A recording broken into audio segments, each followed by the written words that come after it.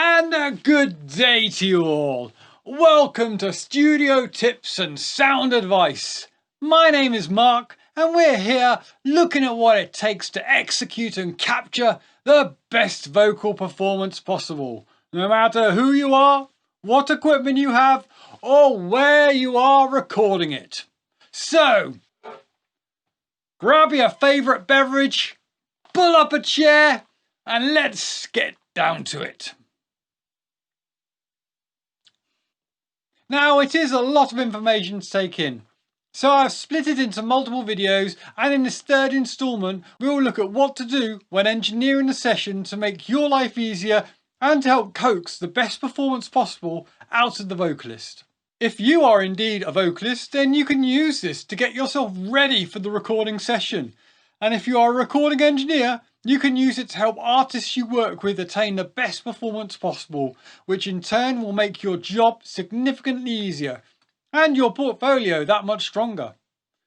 If you are both the vocalist and the engineer, then it will doubly apply to you. And if you stay to the end, I will show you some further very simple techniques that can be done as a warm-up on the day to help you prepare your voice and get it ready to perform to the best of your current ability. Indeed, these exercises can be used to form the basis of a daily routine, which will benefit you immensely, allowing you to attain the full potential of your voice. So, without further ado, let's dive right in. Up to now, we have done everything to make sure the singer, or indeed yourself, is prepared for an optimum performance. We have got the environment and session ready for them and made sure they are warmed up and know how best to use their voice and the microphone. So finally, we should address the engineering side of things, because no matter how well the vocalist can perform their part, it still needs to be captured. One thing I am asked about all the time is about recording clean or affected, and the answer is a bit of both. The one we are committing to tape, as it were, we should keep clean and free of everything. We don't want to compress yet ideally, we want to leave that so we can apply it non-destructively later and make adjustments as we see fit.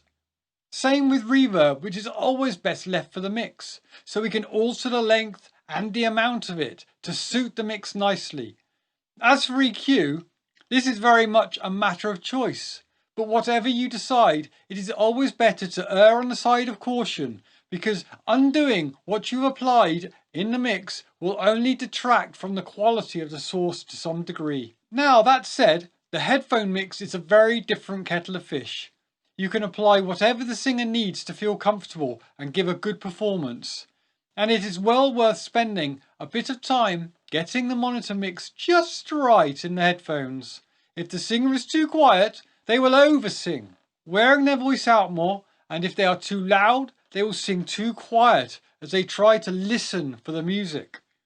This not only runs the risk of not suiting the song or being the performance they intended to achieve, but if inadequate airflow is moving over the vocal cords, especially when compared with how they have been rehearsing the part, then it runs the risk of being slightly off pitch or wavering slightly as they try to modulate and control what they are hearing back at them. It also has the issue that the quieter the performance, the louder any background noise might be in proportion to the desired sound, something we dealt with in the earlier video on gain staging. Next, we have to make sure we are getting a good strong signal through, but we must also be aware of having enough headroom to accommodate the loudest sections. Now, depending on what your setup is and how you are approaching the session, you may well have an idea of where the song goes dynamically. Personally, I like to record the guide instruments and vocals when multitracking and laying down the drums, or whatever instruments there are, which gives me a rough idea of what to expect from all the parts.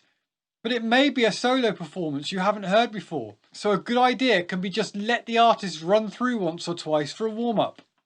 This has many benefits. It makes sure the levels are good and all the equipment is working as it should.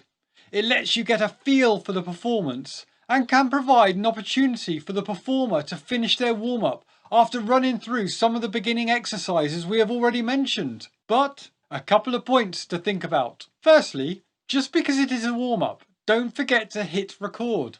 Record everything. That first performance may be the one that knocks the ball out of the park as it goes down without a hitch. Also, do not have them do take after take of warm-ups and run-throughs. The energy and emotion can well disappear if too many takes are done, especially with singers. The voice can get tired all too quickly, so be sure to capture everything. Another useful technique is to split the track up. There are many ways and reasons for doing this. Maybe there are quiet sections and very loud parts. Now, if you were to record this all at once, you might reach for the compressor to rein in the loud parts so the quieter sections can still have enough level for monitoring purposes, and so you have a good signal to noise ratio. However, an alternative approach could be to record the quiet and loud parts on separate takes, so you can optimize the gain and levels for each individually. This could also be used to allow the singer to change position with relation to the microphone, to get the benefit of the microphone's proximity effect, to give added warmth and body. Yes, it is entirely possible to step in and out during the same take, to control these attributes, but singing can be about so much more than that. And being in the right headspace for the right performance is essential, and that is often easier if you keep such parts separate. This approach can also be applied to verses and choruses to help keep a uniformity to the parts. Another technique that can be utilised when recording is to sing separately lines that overlap or which start and finish very close to each other. This not only allows good control of breath to perform each line to the best, but it can allow the tail of the final word to decay naturally and not to be curtailed abruptly, which just adds a nicer and arguably more professional feel. If you or the singer find this unnatural and difficult to get right, try singing along to the ghost or warm-up performance so you're not trying to jump in and out around unnatural silences. After the first run-through, the guide can be turned off to perform against the parts that have already been laid down. Now, all of this can be taken even further, obviously, and this does tend to happen more with rappers and singers.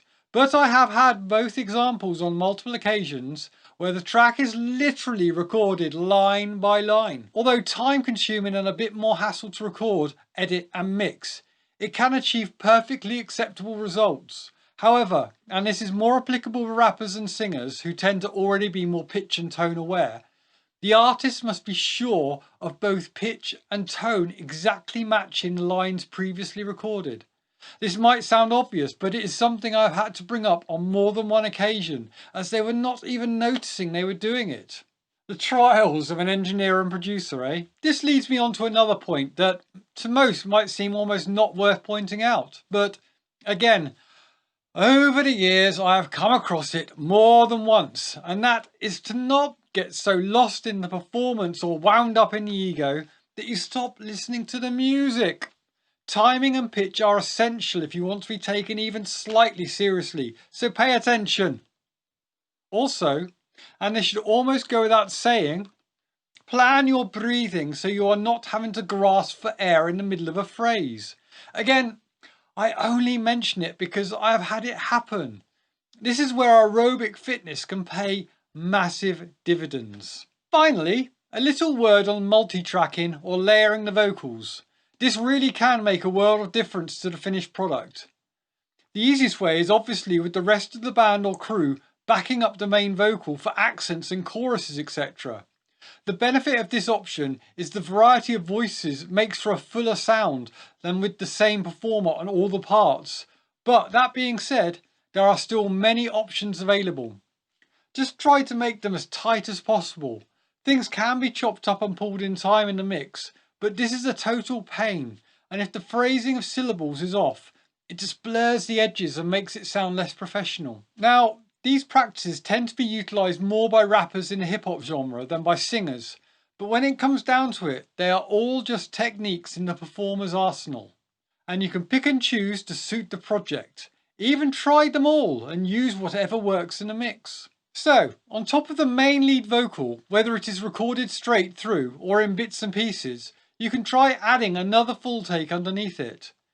This can be more heavily compressed and sat lower in the mix to give it more added body and thickness to the sound. Try accenting tracks left and right where you just pick out words, lines or phrases that you wish to emphasise. These can be lower in volume, and you can also play with delays or creative effects a bit more.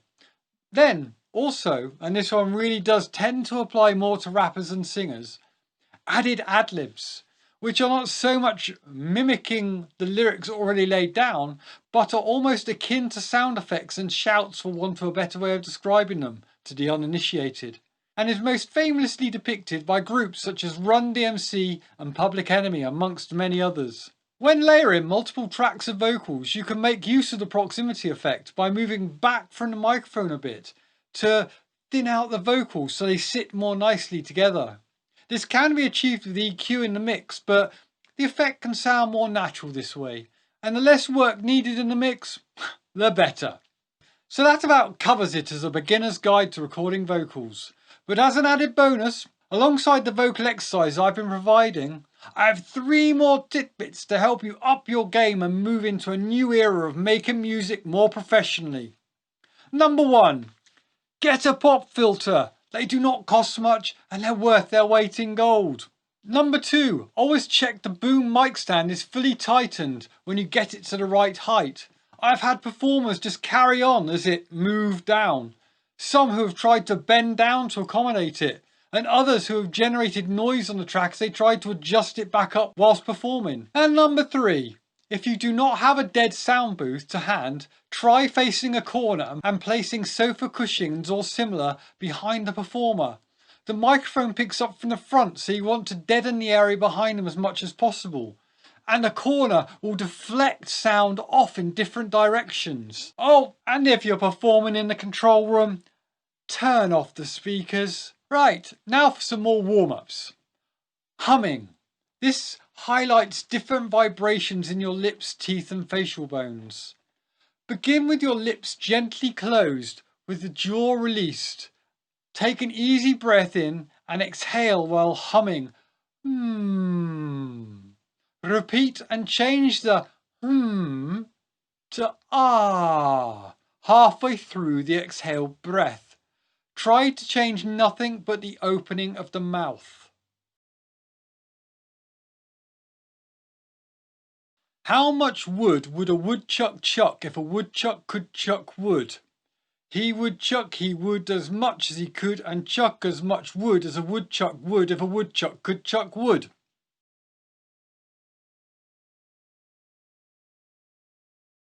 As always, if you have any questions or you think I've missed something, use the comment section below. And before you leave, if you found this useful, hit the like button so YouTube knows this and shares it with others. And don't forget to subscribe and click the bell so you get notified when the next video is ready for your enjoyment. Thank you for watching, and I'll see you soon. Goodbye.